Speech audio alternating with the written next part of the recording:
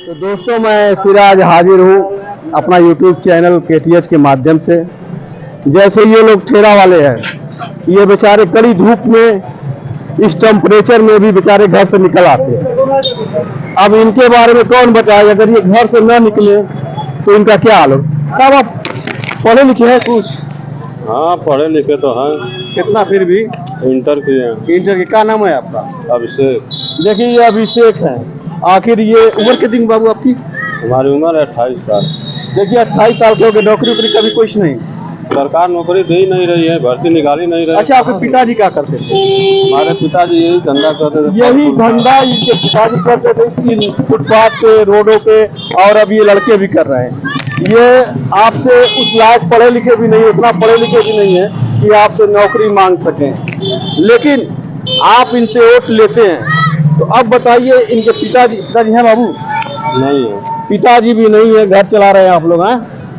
और भी ऐसे तमाम ठेला वाले हैं, तमाम लोग हैं जो फुटपाथों पर ठेला लगाते हैं। तो मैं कहना चाहता हूं कि हमारे PM, हमारे CM स्टेजों पर चढ़ जाते हैं, बड़ी बड़ी बातें करते हैं। कभी कभी तो ऐसी ऐसी बातें कर देते हैं कि लोगों को हिंदू मुसलमान में कन्वर्ट कर देते हैं।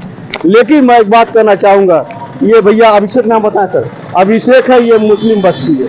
हम लोगों में कोई बात नहीं सर, सारे लोग सामान खरीदते हैं बाबू। कोई बात आपको लगती है कहीं पे? कोई बात नहीं। कोई बात नहीं। सर, आपका नाम क्या है? अहमद हुसैन। अहमद हुसैन। आप ठेला लगाते हैं सर? मैं जानता हूँ ना। इस कड़ी धूप में आप मतलब पंखा को लगाए हैं, इस टेम्परेचर में आप भी है ना? अब बताइए, इनकी भी उम्र कितनी हो गई सर? हमारी उम्र है गई, अरे 40 साल हो गई है। 40। मेरे बहुत 40 साल हो गई है। अब सरकार ये हमको बताए कि इन ठेला रेवड़ी वालों के लिए क्या व्यवस्था है। आपने कभी अपने स्टेज पर चढ़ के इस चुनाव में कभी जनसभा में बोला है क्या हम आने पर इन रेवड़ी पर, ठेला वालों के लिए कोई व्यवस्था करेंगे, कोई इनके लिए हम स्कीम ले आएंगे? कोई स्कीम आप सुने सर? ये दिन इलेक्शन चल रहा है, कोई स्कीम आप नहीं सुने? गरीबों के लिए कोई स्कीम नहीं है। कोई स्कीम नहीं है। हालांकि इन लोगों के लिए भी, जैसे किसानों को माली पेंशन दे दिया जाता है, इनके लिए भी कोई व्यवस्था की जाए। ये बेचारे वहां तक नहीं पहुंच पाए, आपसे नौकरी के दावेदार नहीं करते। मैं चाहूंगा कि इनके लिए सोचा जाए, क्योंकि कभी भी कहीं भी पुलिस वाले आके इनको हटा देते हैं। क्यों सर, है ना ऐसा? हाँ, हटा देते हैं, खुद हटा दिए मधुबन मोड़ से हम। और यहाँ से कितना दूर आपका घर है?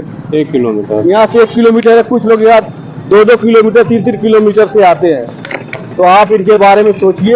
कर रहा हूँ, मेरा पसीने से बुरा हाल हो गया। अब सोचिए कि सुबह से क्या हाल रही होगी। ये तमाम फल वाले, देखिए फलों की शक्ल बता रही है कि ये गर्मी से फल भी परेशान हो गए हैं। अब सवाल ये उठता है कि आप वोट मांगते हैं, ये हमारा संवैधानिक हक है वोट देना भी और आपका मांगना भी। लेकिन मैं तमाम नेताओं की, जो उन्होंने स्टेज पर चढ़ कर अपनी बात कही, मैं तमाम YouTube पर, गूगल पर सर्च करके देखता हूँ, कहीं गरीबों की बात तो कर लेते हैं, लेकिन जो गरीब तबका, जो खानदानी बेचारा गरीब है, जो एक जमाने से उनके पिता गरीब थे, अरे कह लो तो उनके दादा गरीब थे, आज वो लड़का भी मजदूरी कर रहा है, उनकी स्कीम के बारे में कुछ नहीं बताया गया। मैं चाहता हूं कि उनका भी जिक्र किया जाए, क्योंकि आपको CM या PM बनाने में उनका भी एक वोट शामिल है, सिर्फ अमीरों का वोट शामिल नहीं है।